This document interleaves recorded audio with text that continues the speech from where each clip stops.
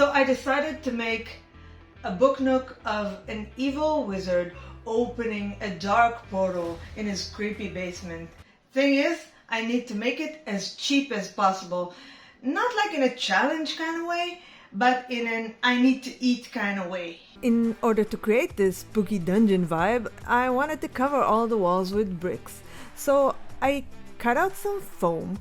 This is the cheapest foam I could find for $1.76 a piece, and when I cut it out with a knife, it just wasn't working out. But I can't afford a good hot wire cutting machine, so I bought a bad hot wire foam cutting machine, like the worst I could find, $5 from China, but it was cheap and it was cutting the foam slowly. So slowly, I can literally feel myself aging.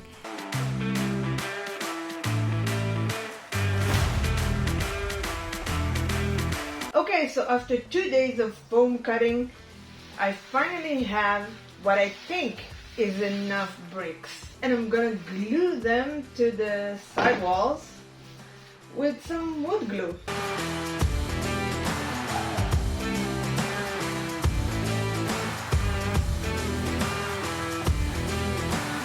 Once my bricks were dry, I rolled an aluminum foil ball over them to give the surface a more stone-like texture. And then, without even stopping to think, I started painting. So I'm an idiot. I totally forgot I was supposed to put a layer of Mod Podge before painting.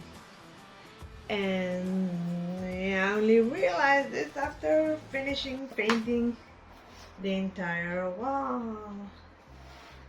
So I'm not sure what to do right now, so I'm going to still put the Mod Podge over the paint and I'll see how it looks. I covered both walls with Mod Podge and gave them both a gray layer just to be safe, followed by a dry brush of tan and a black wash to finish it up. For the floor, I cut out craft sticks and glued them on my foam board, and then I painted the whole thing with oil burnt umber mixed with linseed oil. For the roof, I simply rolled out a piece of Dollar Tree foam board and gave it some knife slashes before painting it. I also added an extra layer of paint mixed with sand and glue.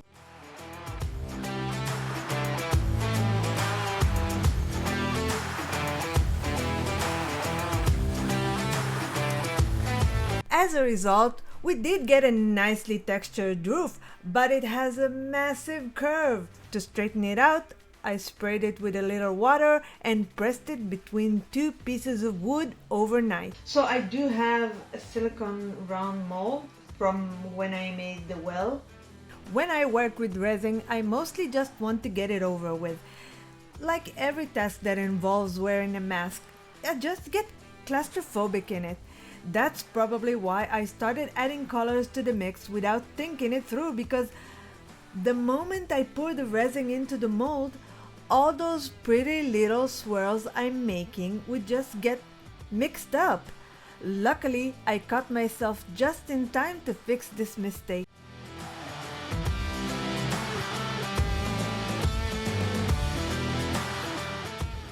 When I came back for my resin, I discovered some poor fly decided to go for a night swim in it. The second time around, I added the paint only after pouring the resin into the mold, which now rested in a plastic box, and covered the whole thing with cheese making net because that's what I had. Now it was time to work on the back wall.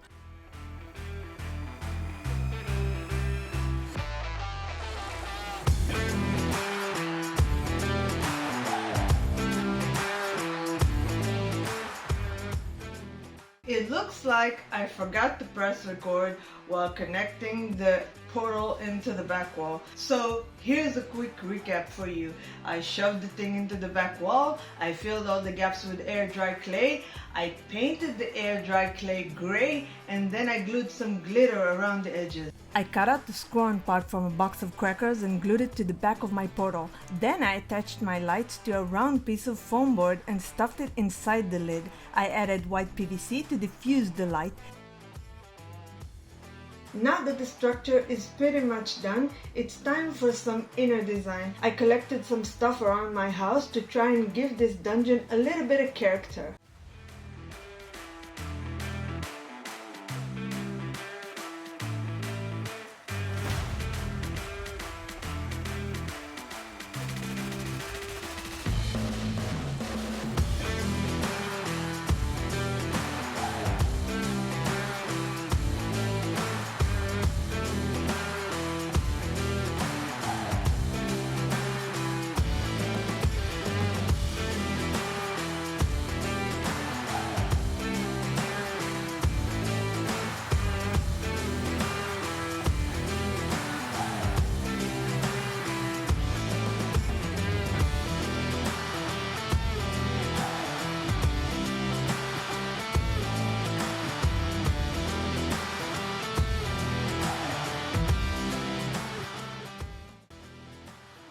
It took me a while, but eventually I did find a 3D printable mage. This was the cheapest solution for me.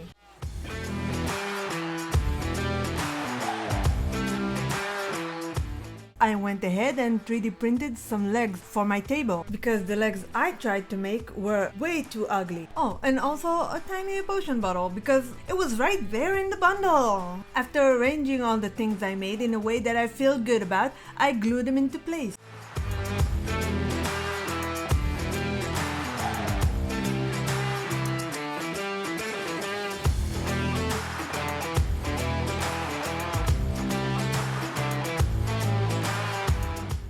So I still have one more naked wall left, and originally I planned to draw some creepy rune writing on the wall, but when I tested the structure I realized it's gonna be really dark in there, and not in a good wizardy way, in a I don't know what the hell is in there kind of way. So I decided to 3D print some wall lamps.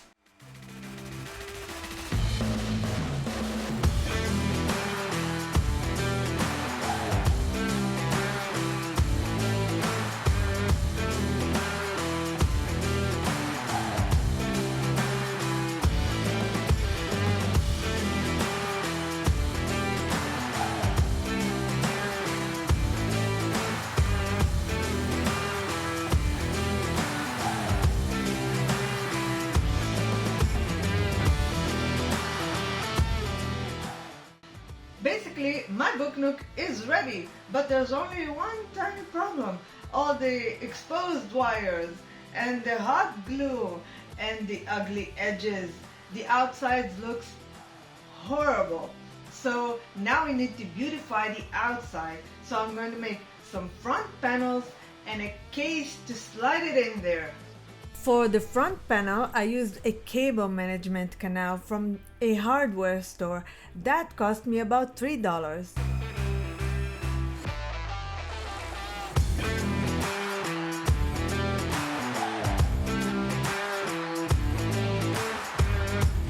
For the case, I used some dollar store wood boards. The cable canal proved useful as inner support.